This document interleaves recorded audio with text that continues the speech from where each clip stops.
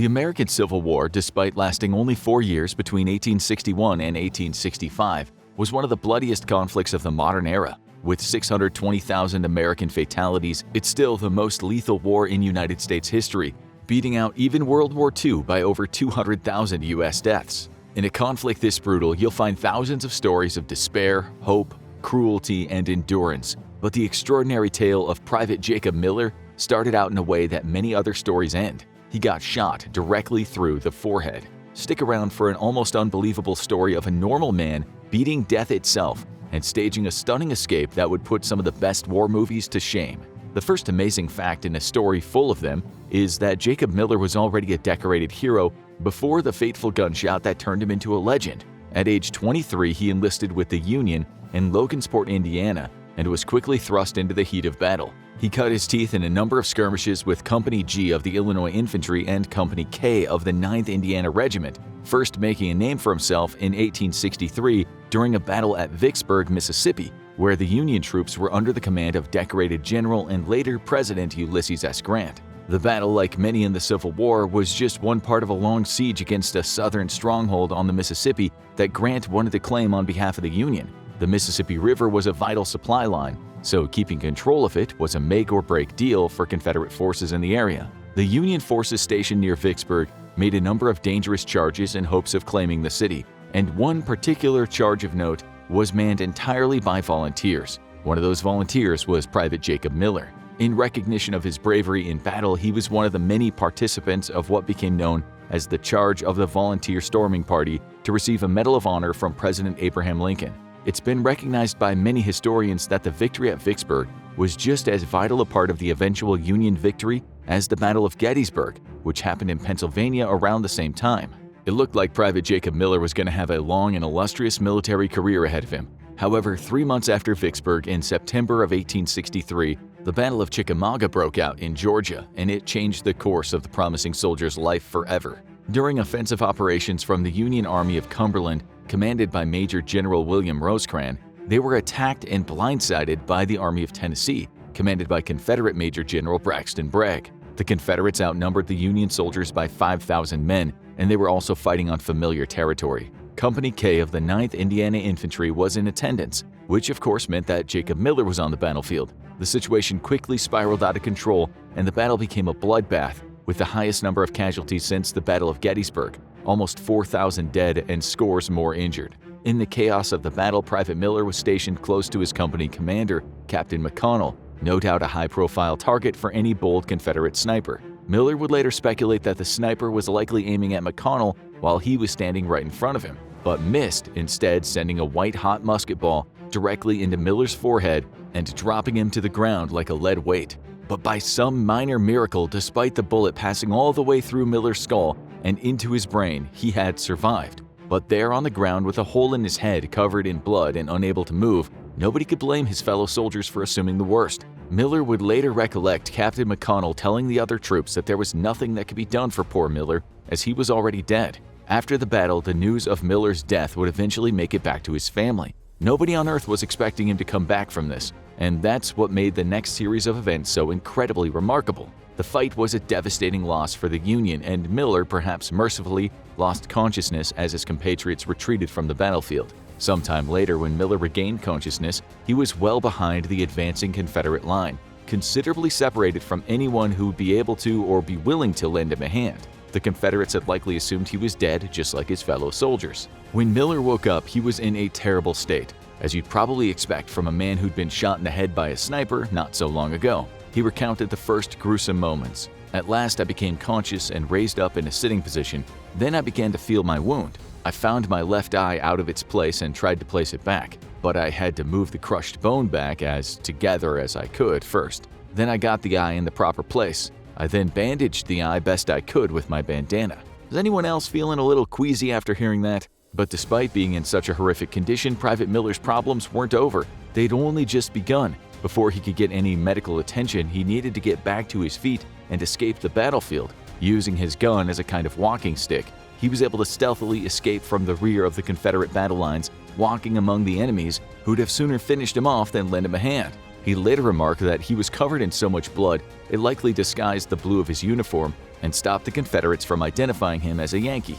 This was the first of many bizarre backhanded miracles that helped Miller survive in the unlikeliest of circumstances. Miller walked for miles across the blood-soaked fields of Georgia until he found an old byroad. His head was already beginning to swell from the injury, forcing his working right eye closed. In order to see while trudging painfully down the byroad, he needed to use his fingers to physically pry open his eyelids so he wouldn't bump into anything.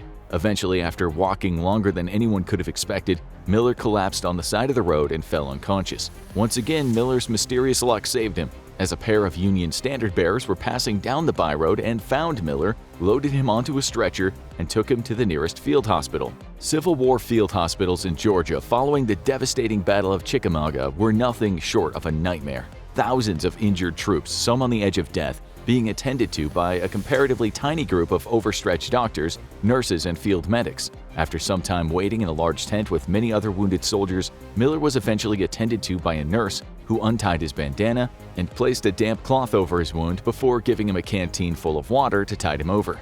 When a doctor was able to look at him, the prognosis was not good. He refused to operate, explaining that Miller likely wouldn't survive the night, and to attempt surgery would just put him through more unnecessary pain. He was taken back to the tent where he tried to sleep through the pain. The next morning, a nurse came through, noting down the names of the wounded who'd been transferred to a bigger hospital in Chattanooga, Tennessee. Unfortunately, Miller was not on the list. The doctors deemed that he was too injured to be safely moved. He was assured that if the Confederates reclaimed the area and captured him, he'd be exchanged later. As you can probably guess, the prospect of being captured and held prisoner by the same people who put a bullet in his head didn't exactly thrill Private Miller. That's why he immediately started formulating a new plan. He'd go to Chattanooga on foot, even if it killed him. In his own astonishing words, "I made up my mind, as long as I could, to drag one foot after another. I got a nurse to fill my canteen with water so I could make an effort in getting as near to safety as possible. I got out of the tent without being noticed and got behind some wagons that stood near the road till I was safely away, having to open my eye with my finger to take my bearings on the road. I went away from the boom of the cannon and the rattle of musketry. I worked my way along the road as best I could. At one time, I got off to the side of the road and bumped my head against a low-hanging limb. The shock toppled me over. I got up and took my bearings again and went on as long as I could drag a foot, then laid down beside the road. Because Miller's luck seemed to swing on a pendulum between terrible and extremely good, he wasn't crumpled on the side of the road for long. Not far from where he was laying, the wagons carrying the wounded from the Georgia Field Hospital to Chattanooga were trundling along when one of the many in the back unfortunately succumbed to his wounds. But that unknown soldier's bad luck would prove to be a boon for Jacob Miller. As the wagon found him lying there half dead, they had room for just one more.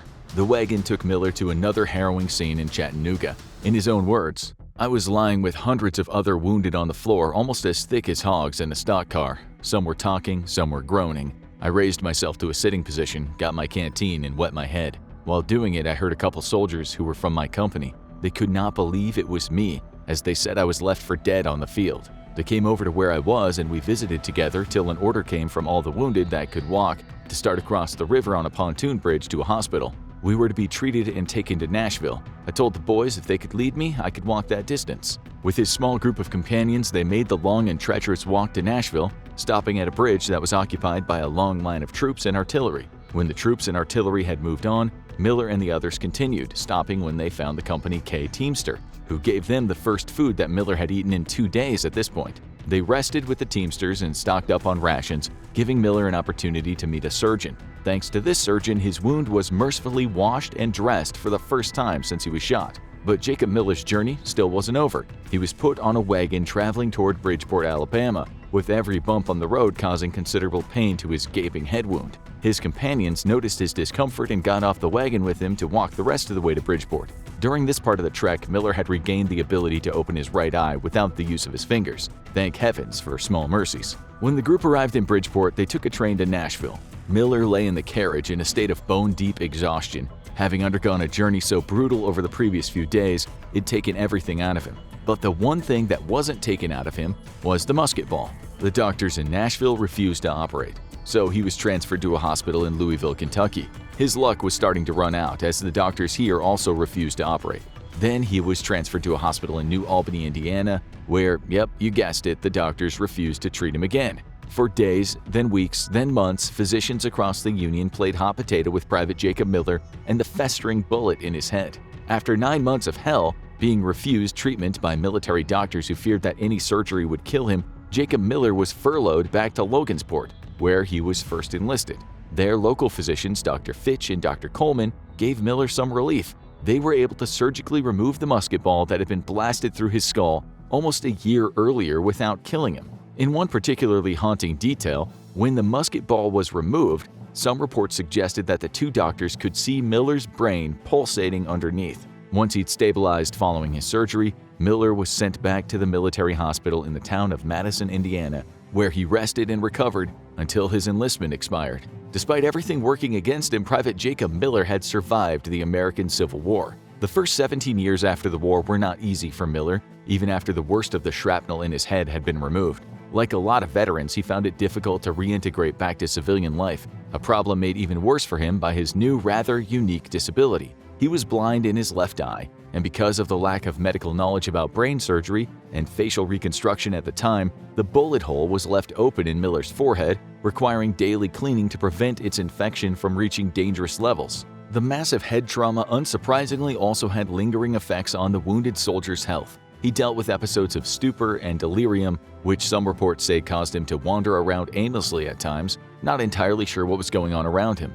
This was an issue compounded by partial memory loss and even tragic hallucinations that he was serving in the war again. He would hold a stick against his shoulder as though it were a musket and march back and forth, holding a line that no longer existed. The ghosts of his past just wouldn't seem to leave poor Jacob behind. He also experienced dizziness and chronic headaches, which got particularly bad whenever he suffered from head colds. It caused pressure buildup inside of his skull, resulting in unimaginably horrific pain. Because of the debilitating nature of his injury, he was unable to work for the rest of his life and had to live on a government pension. Thankfully, things did get a little better for Jacob Miller after the first 17 years. Some of the buckshot fell out of the hole in his forehead. Then, 31 years after the initial shooting, 2 pieces of lead also fell from the hole, after which some of the worst of his personality-altering symptoms were alleviated. Anyone with a working knowledge of how lead exposure affects the human body probably won't be surprised to hear that.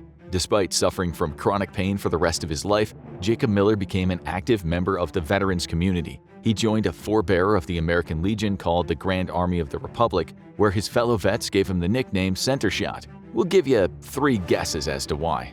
During his years as a civilian, he also married and had a child, living as normal life as men of his circumstances possibly could. In 1911, he gave a newspaper interview where most of the first-hand details of this incredible act of survival were recorded. In summation of the events of his life, he said, "Some ask how it is I can describe so minutely my getting wounded and getting off the battlefield after so many years. My answer is I have an everyday reminder of it in my wound and constant pain in the head, never free of it while not asleep.